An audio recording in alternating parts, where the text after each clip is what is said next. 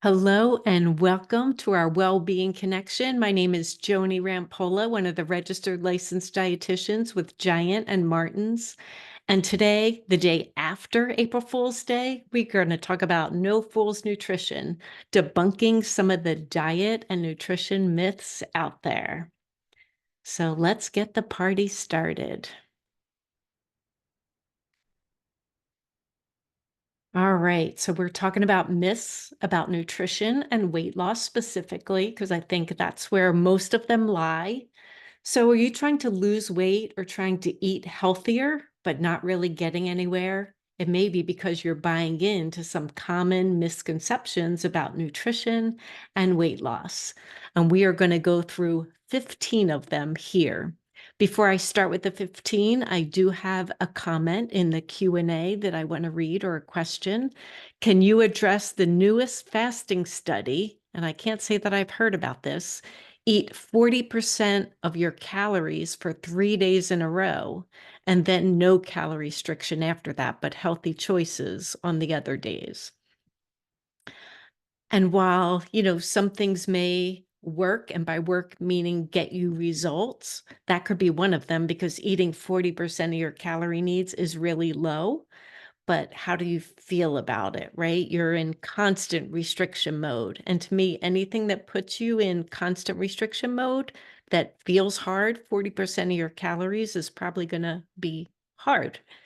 That might be what I'm thinking could be like a intermittent fasting, where you eat some calories but not your total amount in a day. So there's a lot of research that can help different ways to do intermittent fasting rather than only achieving 40% of your calories on one day. I think it might be better, or days in a row. It might be better just limiting your eating window to maybe 12 hours or 8 hours. Somewhere in there, you could still get good results, but balance your eating a little bit better. And I hope that answered your question. All right, let's move on. Exercise with diet to attain results. Absolutely. So, myth number one, and I think I hear so many people say this in the store: eating healthy is too expensive.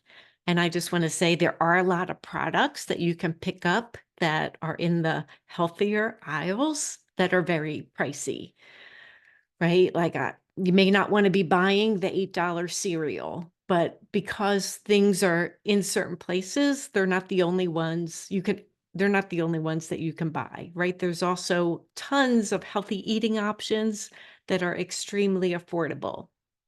So here's some money-saving tips. When you plan your meals and snacks around those weekly sales, a lot of times you can get better for you foods that are not breaking the bank. Shop seasonally, especially with your fruits and vegetables, or, if it's out of season, consider buying it frozen or in a can.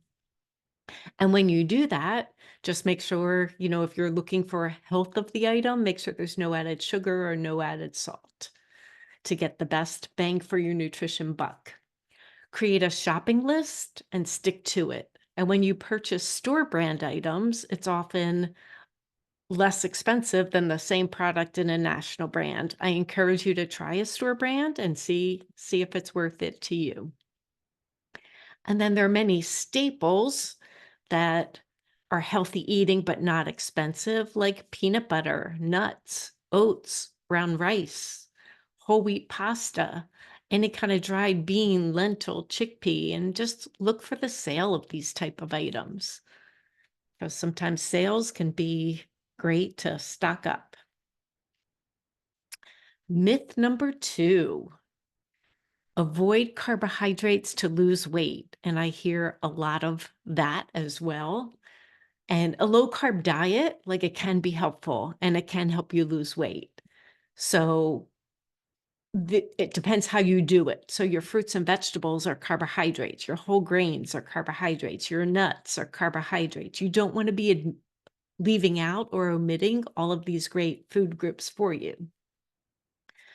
So you need all that nutrition in there too. So it's just something to think about and consider. If you eliminate the highly processed carbohydrates, such as your chips, cookies, maybe even white bread or sugary snacks, then you might see better results. And white bread is something I'm just going to call out. It does have a lot of nutrition in it. It's fortified with all those B vitamins, but it's not as nutritious as whole wheat bread that has many other minerals and fiber included in there. Can't give up my dark chocolate. I see you, Pam. Yep. But any eating pattern that eliminates an entire food group might lead to missing out on vital nutrients. So just think about that. Am I leaving an entire food group behind? You are quite welcome. Got that Q&A. Myth number 3. To lose weight, you must give up all your favorite foods, right? And people think of, oh, my favorite food is something sweet or fun or what I call mouth pleasure foods. But favorite foods can still be enjoyed. They don't need to be totally pushed aside. And sometimes when you totally push everything aside and get in that deep restriction mode, it makes you want them even more. So then when you're done with restriction mode, guess what happens? You go boom, crazy and trying to enjoy all the things that you held off on. So you want to make sure that your portion sizes are reasonable. And many factors come into play when it's weight. It's not one food. Like you don't lose weight because you ate a salad today, or you don't gain weight because you ate a piece of chocolate cake today. It's what are you doing on a routine basis, day in, day out? Am I nourishing my body and keeping healthy, or am I relying on these foods that taste delicious? Not saying they don't, right? To fill me up. And sometimes that fill me up isn't your stomach that you need filled, it's your emotions that you need filled. Chocolate is in every diet. Absolutely. Yep. And I don't think that's a bad thing. Myth number 4. Choosing foods that are gluten-free can help you eat healthier. And for some reason, I hear a lot of that in the store that people equate gluten-free with like this health halo, that it's better for you. And in reality, there's a need for gluten-free for people that may have celiac disease or a gluten sensitivity. They need to be gluten-free. But if you don't have either of those conditions, there's no need for you to be gluten-free. And often gluten-free foods are not healthier. To get them to have the texture, they may have added fat in them, or get them to taste better, they may have added sugar in them. So it doesn't, sometimes they're higher calorie than their gluten counterparts. So it doesn't mean that it's better for you because it's gluten-free. Gluten-free serves a need for those that have a sensitivity or celiac disease. Yes. No added sugar. Somebody's commenting, no added sugar. Ketchups are more expensive than their cheaper counterparts. Yeah, sometimes that happens.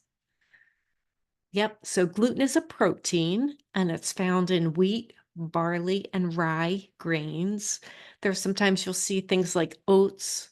The way that we store and house oats are next to wheat in the big warehouses. So oats, even though they're naturally gluten-free, they often will have a gluten-free version, mean it wasn't stored near wheat to be contaminated.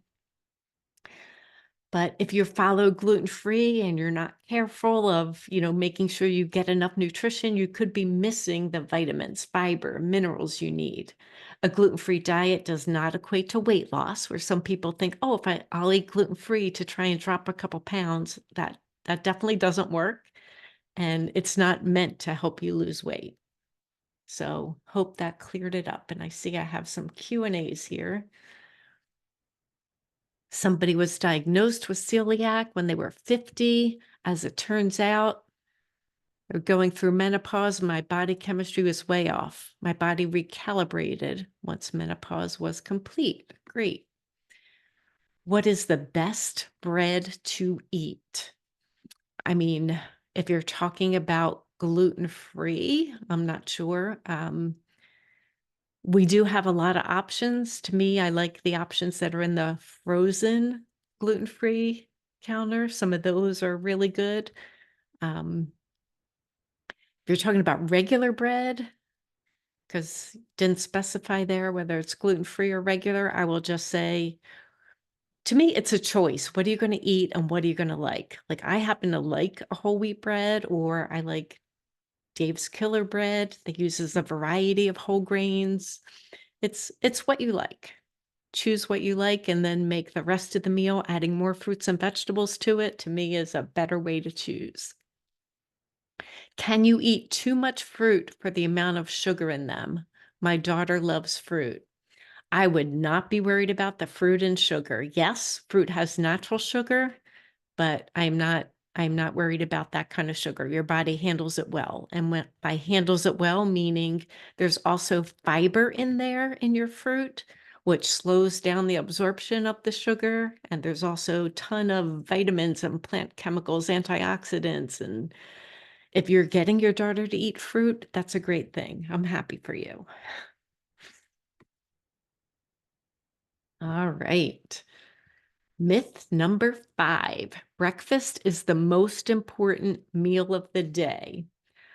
So this one, I still have mixed feelings about, but just gonna say I'm calling it a myth, and that is because eating breakfast isn't for anyone, and in research, they show whether you're a breakfast skipper or a breakfast eater, it doesn't make you more healthy either way. It doesn't make you lose weight more either way. But I will say this, the first time you eat during a day, whether we're calling that breakfast or it's an 11 o'clock late breakfast, whenever that is, or, it's a lunch, the first meal should be well balanced and include protein. Therefore, now let's look at my slide. Eating breakfast is not for anyone, everyone. Consuming more calories earlier in the day rather than at night benefits your health by reducing inflammation and can also reduce body weight. So there are studies showing circadian rhythm when and in most of the studies, 3 o'clock is the magical time. So you look at half of your calories you're going to eat in a day. If half come before 3 o'clock, meaning I would have had breakfast, I would have had lunch by 3 o'clock, and then the remainder is after 3 o'clock, my dinner or my snack, but that's less calories than the morning. People tend to weigh less no matter what they're eating. So calories at a meal, such as breakfast, are often better for your foods than that late night snacking as well. So that may have something to do with the mix of timing, but it has been shown that breakfast eaters have a better handle on nutrition. Intermittent fasting, during which breakfast is either skipped totally or consumed later in the day, has also been linked to a number of health benefits. And this is why I say breakfast is controversial, which includes improved blood sugar control, reduction in inflammatory markers. So the first meal of the day should be a balanced day, whatever time that is.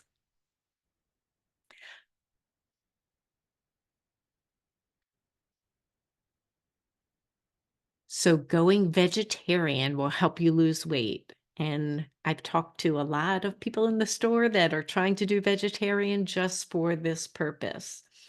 So eating a whole food, plant-based diet, which I'm calling vegetarian, may be linked to lower levels of obesity, lower blood pressure, and a reduced risk of heart disease.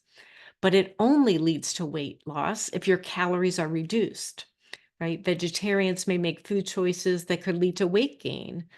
Like just because you're eating vegetarian or even vegan does not mean that you're eating healthy, right? Like I could be having Twizzlers and Laffy Taffy and all kinds of fun foods that they're vegetarian, but they're not necessarily good for me. So it's still the picture of health is how am I balancing out my calories?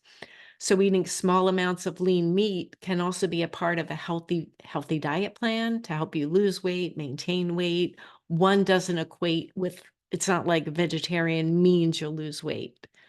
Although there is research showing most vegetarians are thinner, but that's only if you do it in a healthy manner, right? Eating too much junk food can put weight on anyway, right? A chip isn't a animal-based product necessarily. So you can choose a vegetarian eating plan. Be sure to get enough of the nutrients your body needs, right? That also can be deficient.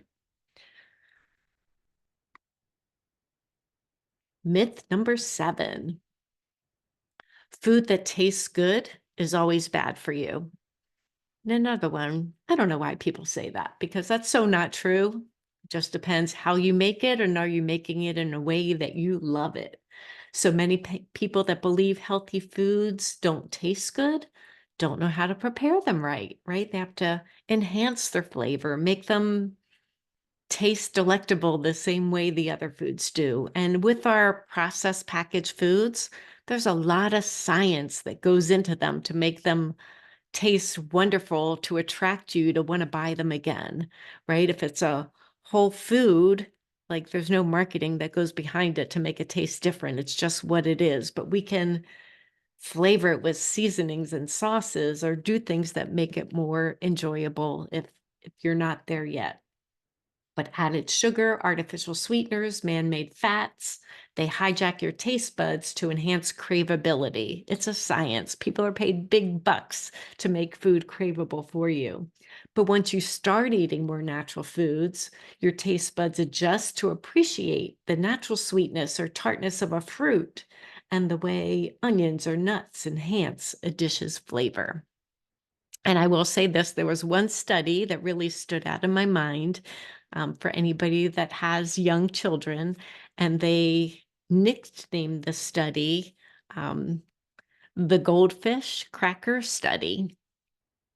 So what it was they gave children something like, not picking on a brand, but something like a goldfish cracker, right? Every time you eat it, it's the exact same taste, right? I know exactly what to expect. I get this pop of flavor in my mouth.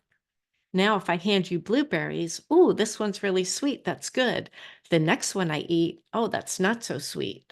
That one's a little bitter. I don't like blueberries. So it's that consistent flavor that we don't teach kids, that there's adjustability, flexibility in how things could taste. So they call that like expecting consistency, just that taste profile that we get used to. So it's good when kids are young to introduce that flexibility of different food profiles. All calories are created equal. And this is a really hard concept for people to understand, but I'm calling that a myth. A calorie is not a calorie. You can't say, oh, I'm eating, I'm going to pick a random number. I'm eating 1,800 calories and that's going to help me lose weight, because a calorie isn't a calorie. What foods you're stacking in there really matter. So foods are not metabolized the same. How quickly a food is digested affects your insulin levels, your blood sugar spikes, and how much fat you actually store. So an example, 100-calorie candy bar versus 100-calorie apple. Well, guess what? They contain the same amount of calories, right? 100 calories. But that apple has fiber in it and nutrition, so it's going to digest more slowly. It's not going to give me that blood sugar spike. I'm going to feel a little bit full and satisfied from the fiber in that apple. When I eat the candy bar, it's like 1 or 2 bites. I didn't get that good chewing satisfaction from that 100 calories either. And it's like, all right, where's the next hit? That was good. Where's the next one? And it encourages you to eat a little bit more. So it's just a different way that foods affect you. Foods with refined flour and sugar don't send the same fullness or satiety signal to your brain as a whole food does. So you're more likely to overeat by eating even the same calorie amount of that refined flour or sugar. And then if you're eating a protein food, protein actually increases your metabolism, reduces your appetite, improves the function of your weight regulating hormones. So a calorie isn't a calorie. Depending on what foods you eat, your body handles them differently. And I see the comment is lunch meat turkey from the deli healthy. So lunch meat turkey, you can buy a low sodium version. I'll say turkey and roast beef are probably, if I'm looking at just health, the healthiest ones that you can get. It's low in fat. It is a great source of protein. They are typically higher in salt. So I would just say choose a low sodium one if that's one that you like, or just do what you like and add some veggies to how you're enjoying it. How do you get enough protein as a vegetarian? A lot of protein sources, whether it's beans or I love seeds, like adding hemp hearts or chia or flax to what I'm eating, from having a vegetarian meal, eating some nuts. There are lots of foods that have protein. Quinoa is a grain, and yes, just try and get those protein sources in there. That is important. They do have some plant-based protein powders that you can add to things, like maybe a scoop of protein powder in your morning oatmeal can help. All right, myth number 9, and I gotta go much faster, goodness. Fat is essential for your health.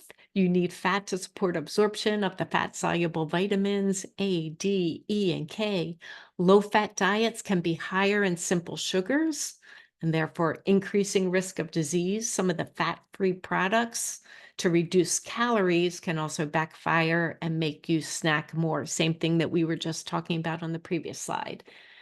Diets higher in fat, such as keto, have been shown to have a positive impact on weight if the quality of the fat is good. So, by good, meaning like olive oil, avocado oil, your nuts, your fatty fish. So, diet quality is more important than how much am I eating. And of your total calories, anywhere from 15 to 35% is a good number for fat. Helps you feel fuller longer. Myth number 10, table sugar should be avoided while other sweeteners are best for weight loss. And the way your body handles sugar, sugar is sugar. So there are some unrefined options that may have a small amount of vitamins, minerals, antioxidants in them, like honey and maple syrup. However, the advantage is minimal because they're still blood sugar spikers. There's nothing in them that stops raising your blood sugar. So they're more natural. You're getting some health benefit to them. But all sweeteners contribute calories between 48 and 64 in a tablespoon. So just try to limit sugar. But when you do have it, eat it slow enough that you enjoy it and taste it and it makes you happy. Myth 11, if you want to lose weight, you must go hungry. Not true. Not true. If you eat foods with more protein and fiber that help you feel fuller longer, you don't have to go hungry. Or instead of going hungry, have a snack in between what you're doing if you're eating smaller controlled portions. So that could be like Greek yogurt and berries, veggies and hummus, apple and peanut butter, cottage cheese and pineapple, just some ideas. Myth 12, skinnier is healthier. And that is a myth. Just because you're thin doesn't mean that you're healthy. You can be overweight and fit, right? Like sometimes there's a basketball team that I watch where one of the gentlemen is very overweight, but he plays better, he runs harder than I ever could. um, that cardiac fitness to me is most important. And being fit is how health should be equated, not by weight.